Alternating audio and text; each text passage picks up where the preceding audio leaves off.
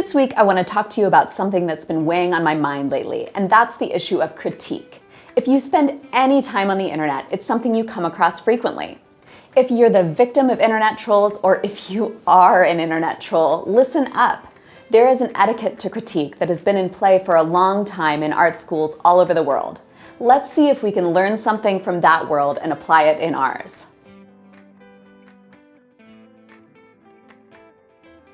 So here's how an art critique usually goes. An art student sets up their work to show their teacher, a group of teachers, their friends, their class, or an even bigger group. Then discussion ensues, questions are asked, and criticism is offered. Sometimes things do go awry, tears are shed, and expletives hurled. But it's usually a civilized affair, and there is an etiquette to these things that I think it would be useful for us to discuss in relation to the art assignment and to the internet community at large. But first, let's talk about why we should critique in the first place. Because it's the internet and you can anonymously say whatever you want? I'd say no. Because you'd like to change the minds of the person you're critiquing? Definitely no. Critique is often most instructive for the person offering it. In looking at other people's work and formulating your opinion of it, you're learning a great deal. I don't often see people responding to internet comments by saying, "Gee, thanks, I never thought about it that way. I agree with you now." But that's okay, because it's still a constructive process. It can help shape your beliefs and teach you about different ways of looking and thinking. That being said, here are some critiquing guidelines. 1. Be attentive. The internet has trained us to look at something for a millisecond and to scan text quickly. Fight that urge. Let something linger on the screen for seconds or even minutes. Look at it once and then look at it another time later in the day or the next week. I often have instinctual reactions when I first see something, but then my opinion changes the longer I spend with it, or even a week later when I'm remembering it. Use your faculties and your patience and trust your reactions. 2. Don't be lazy. I am a terrible example to follow. When I look at all of the responses that come into the art assignment, my head fills with ideas, but then I get a phone call or I'm in a hurry and I just reblog something or say something tepid instead of saying something substantive about it. I also lean way too heavily on the word interesting. It's value neutral, which is helpful, but it also says very little. For example, the history of documentary photography is interesting, but The Simpsons is also interesting. It's not a particularly specific adjective. There are lots of lazy words, and it's okay to use them sometimes, but try to follow them up with something that has teeth. Instead of saying, "This is great," say, "This is great because you've done A, B, and C, and then surprised us all by adding D." 3. Be generous. Try to look at each work of art for what is successful. Performance artist Matthew Goulish tells us in an essay on criticism to look for the aspects of wonder. We want to encourage more wonder in the world, right?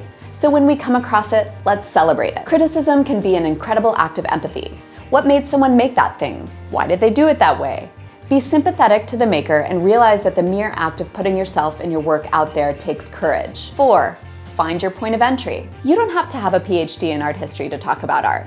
So find your point of connection to a piece, as personal as you'd like it to be. For example, this reminds me of a bath mat, in the best possible way, because its tactility is enticing and it transports me instantly to my friend's bathroom circa 1997, which had floral wallpaper and smelled like Garnier Fructis shampoo. As it happens, it is a bath mat and not an artwork, but it could be an artwork. Think about what the thing in question reminds you of, whether it's from the same discipline, something personal, or something far-flung.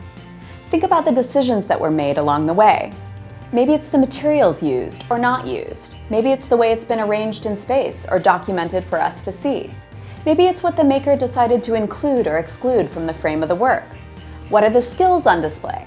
Maybe the artist is not an amazing draftsperson, but still ended up with a delightfully peculiar, delicately rendered drawing that communicates much more than a perfectly photorealistic drawing might have done. Maybe the ideas behind a project outweigh the execution. Maybe the execution outweighs the ideas. And if you can't think of anything declarative to say, ask a question. Don't be a jerk. There is a lot you can say about something without declaring it to be good or bad. It can be a productive challenge to try to not make any value judgments while talking about a work. Most art critiques take place in a room where all of the individuals have to look at each other's faces and deal with the immediate consequences of saying something provocative. Pretend you're in the same room with the person you're critiquing. Pretend they're someone you know. I'm not saying to lie or blow smoke. I'm saying don't be a jerk. And finally, why make yourself available for critique? Faced with the reality of all the internet trolls in the world, it's completely understandable to stay in your hole and not participate in internet communities. I totally get that. But the positives of participating in this and other online projects can be real and rewarding. It's hard to have perspective on your work, and offering it up for review means you might have the chance to see it with fresh eyes and learn from the experience of others. But it also makes you vulnerable, which can be a miserably crappy feeling, but sometimes a liberating and empowering one.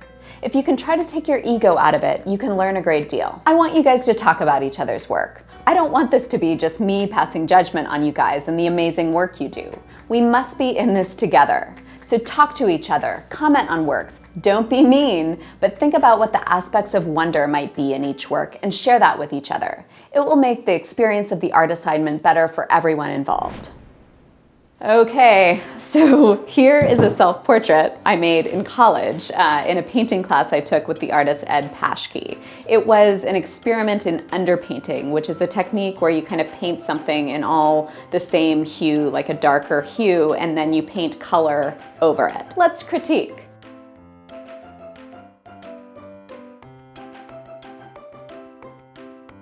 Or through commenting on videos or Tumblr posts. It makes this community interesting and worthwhile. I said interesting.